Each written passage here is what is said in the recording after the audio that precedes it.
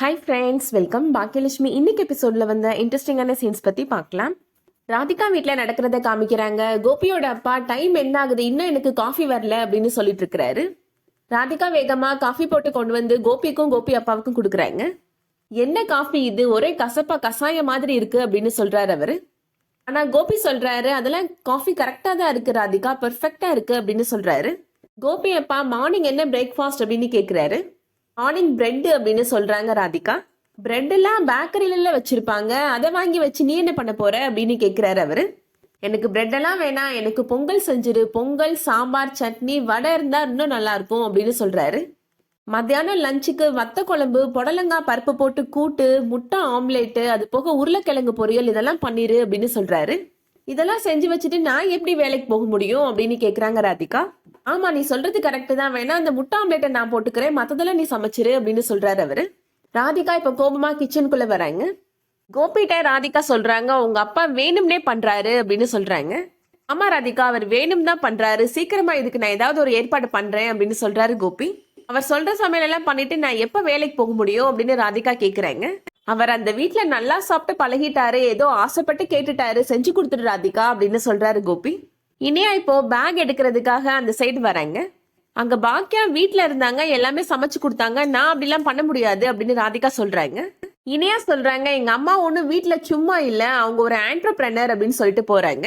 கோபி சொல்றாரு, நான் உனக்கு ஹெல்ப் பண்றேன் ராதிகா, வெங்காயம் எல்லாம் கட் பண்ணி கொடுக்குறேன், இன்னும் என்னென்ன வெஜிடபிள் வேணுமோ சொல்லு, நான் கட் பண்ணி கொடுக்குறேன் அப்படின்னு சொல்லி ஹெல்ப் பண்றாரு.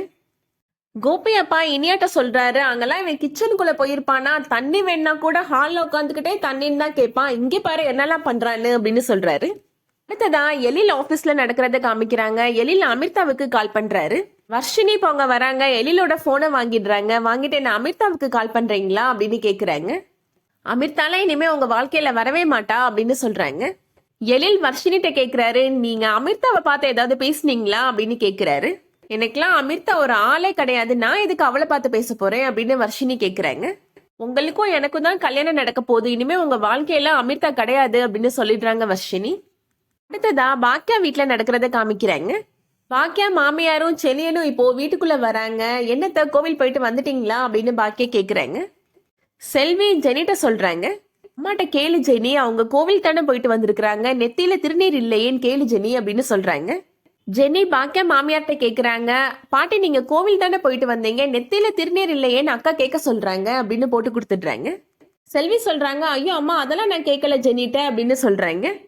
ஜூஸ்ல சீனி போதுமானு தான் கேட்டேன், அந்த பிள்ளைக்கே ஏதோ டவுட் வந்து உங்ககிட்ட கேக்குது போல அப்படின்னு சொல்லிடுறாங்க.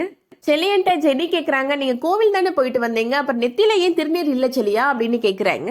அழிஞ்சு போச்சு அப்படின்னு சொல்றாரு செலியன். வெயில்ல போயிட்டு வந்தோம்ல, அதனால அழிஞ்சு போச்சு அப்படின்னு பாக்கியா மாமியாருமே சொல்றாங்க.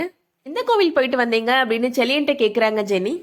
செலியன் சொல்றாரு, சிவன் கோயிலுக்கு போயிட்டு வந்தோம் அப்படின்னு சொல்றாரு. பாக்கியா மாமியார் சொல்றாங்க, முருகன் கோயிலுக்கு போயிட்டு வந்தோம் அப்படின்னு மாத்தி மாத்தி பேசுறாங்க. சிவன் கோயில்ல முருகனும், முருகன் கோயில்ல சிவனும் இருப்பாங்கல்ல அப்படின்னு சொல்லி சமாளிக்கிறாங்க பாக்கியா மாமியார். ரெண்டு பேருக்கும் ஜூஸ் குடுக்குறாங்க பாக்கியா. ஜூஸை வாங்கிட்டு வேகமா குடிச்சிடுறாரு செலியன். எனக்கு வேலை இருக்கு அப்படின்னு சொல்லிட்டு போயிடுறாரு. பாக்கியா மாமியாரும் இந்த ஜூஸை நீயே குடிச்சுக்கோ பாக்கியா அப்படின்னு சொல்லிட்டு வேகமா எஸ்கேப் ஆகி அங்கிருந்து போயிடுறாங்க. நான் செலியன்ட்ட போய் அவன் எங்க போயிட்டு வந்தான்னு கேட்டு வந்துடுறேன் ஆண்டி அப்படின்னு சொல்லிட்டு இப்போ ஜெனி செலியனை பாக்குறதுக்காக போறாங்க. நானும் அம்மா என்ன பண்றாங்கன்னு பாத்துட்டு வரேன் அப்படின்னு செல்வியும் பாக்குறதுக்காக போறாங்க. அடுத்ததான் எழில் அவர் ஃப்ரெண்டுகிட்ட என் கூட கிளம்பி வெளியில வாடா அப்படின்னு கூப்பிட்டு வராரு. எழில் ஃப்ரெண்டு, இப்ப நம்ம எங்கடா போறோம் அப்படின்னு கேக்குறாரு. அமிர்தா ஊருக்கு தாண்டா போறோம் அப்படின்னு சொல்றாரு அவரு. அமிர்தா ஊர் எங்க இருக்குன்னு உனக்கு தெரியுமா அப்படின்னு எழில் ஃப்ரெண்டு கேக்குறாரு. தஞ்சாவூர்டா அது அப்படின்னு சொல்றாரு எழில். அவ்வளவு தூரம் பைக்ல போக போறோம் அப்படின்னு எழில் ஃப்ரெண்டு கேக்குறாரு. என்னால வர முடியலன்னா நீ கேப் புக் பண்ணி ரிட்டர்ன் போயிரு, நான் பாத்துக்கிறேன் அப்படின்னு சொல்றாரு எழில். நீ மட்டும் அவ்வளவு தூரம் போறதும் சேஃப்டி கிடையாது எழில் அப்படின்னு எழில் ஃப்ரெண்டு சொல்றாரு. சரி நானும் கூட வரேன் அப்படின்னு சொல்லிட்டு எழிலும் எழில் ஃப்ரெண்டும் இப்போ பைக்லயே தஞ்சாவூர் போயிட்டு இருக்காங்க. அதோட இன்னைக்கான எபிசோட் முடியுது. இந்த வீடியோ உங்களுக்கு பிடிச்சிருந்துச்சுன்னா லைக் பண்ணிக்கோங்க. சீரியல் அப்டேட்ஸ்க்கு நம்ம சேனலை சப்ஸ்கிரைப் பண்ணிக்கோங்க. தேங்க்ஸ் ஃபார் வாட்சிங்.